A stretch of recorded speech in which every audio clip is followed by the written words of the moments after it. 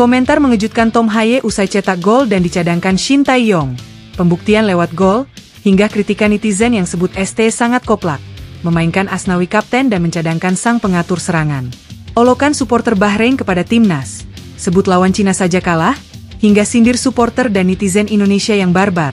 Supporter Bahrain, setelah kalah, kira-kira mereka salahkan siapa lagi ya? Target tidak tercapai. Supporter dan netizen kecewa berat, 2 laga hanya dapat 1 poin. Erick Thohir akan lakukan evaluasi seusai pemain dan staf sampai di Jakarta.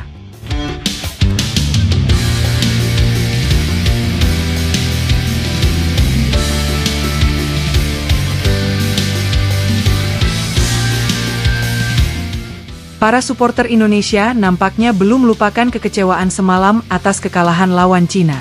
Pasalnya, di beberapa hari sebelumnya, euforia dan ekspektasi terhadap kemenangan sangatlah besar melawan Cina. Namun akhirnya, di laga semalam Indonesia harus menerima pil pahit yang sangat luar biasa.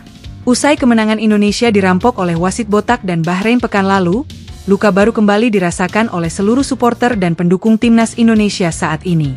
Bukan tanpa alasan, ekspektasi dari supporter untuk 2 laga tandang ini adalah mencuri 6 poin. Namun faktanya sekarang, timnas hanya dapat 1 poin. Hal ini juga membuat pukulan serta cambukan besar terhadap supporter, agar seyogyanya tidak terlalu menaruh ekspektasi tinggi. Apalagi PSSI melalui Erick Thohir memang tidak pernah menargetkan lolos Piala Dunia ke Shin Tae-yong, melainkan hanya tembus peringkat 100 ranking FIFA.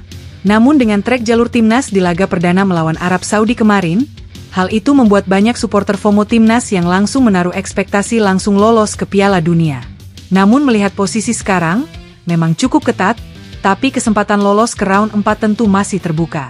Namun di balik kekalahan timnas semalam, hal menarik sekaligus yang membuat jengkel supporter adalah saat Shin Tae-yong selalu coba otak-atik formasi starting line up. Bahkan sang pengatur serangan Tom Haye harus duduk manis di bangku cadangan, karena Shin Tae-yong lebih memilih Ivar Jenner dan Nathan Cho Aon di lini tengah. Permainan timnas di babak pertama praktis kurang memuaskan, walaupun permainan dikuasai oleh timnas Indonesia.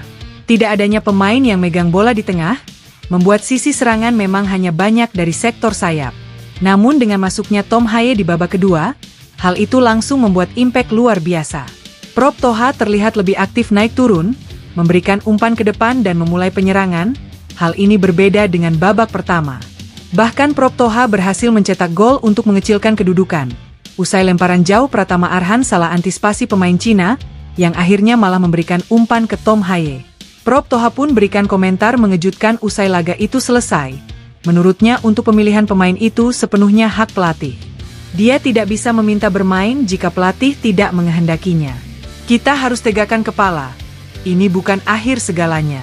Kita masih punya 6 pertandingan, dan itu harus bisa kita maksimalkan sebaik mungkin, ucap Tom Haye.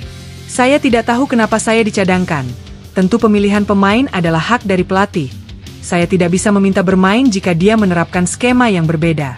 Kita harus tetap kompak dan menjaga performa ke depannya. Kita menguasai permainan, tapi kalah secara skor, ucap Prop Toha. Olokan supporter Bahrain kepada timnas. Sebut lawan Cina saja kalah, hingga sindir supporter dan netizen Indonesia yang barbar. Supporter Bahrain, setelah kalah, kira-kira mereka salahkan siapa lagi ya? Supporter Bahrain nampaknya sangat senang dengan kekalahan yang dialami timnas Indonesia semalam. Pasalnya, usai dijadikan meme dan olokan oleh supporter Indonesia beberapa hari lalu, mereka juga menaruh rasa tak senang kepada netizen dan supporter Indonesia. Di mana-mana, tulisan 90+6 sama dengan 99 terlihat di media sosial. Bahkan hal itu juga diliput oleh media ternama 433 di akun Instagramnya. Supporter Bahrain nampaknya saat itu tidak senang dengan olokan para supporter timnas dan menunggu momen Indonesia kalah, agar bisa membalaskan dendam. Dengan kekalahan semalam, supporter Bahrain pun langsung melancarkan aksinya. Bahkan mereka di babak pertama saja sudah mengolok-olok timnas. Ada yang bilang, masa lawan tim juru kunci aja kalah. Ada juga yang bilang, kalau itu adalah buah dari kesombongan supporter timnas.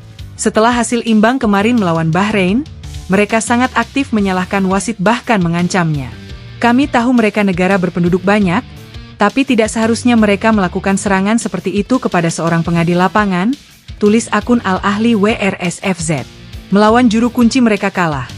Lantas kenapa supporter mereka sangat aktif mengatakan kalau kami seharusnya kalah?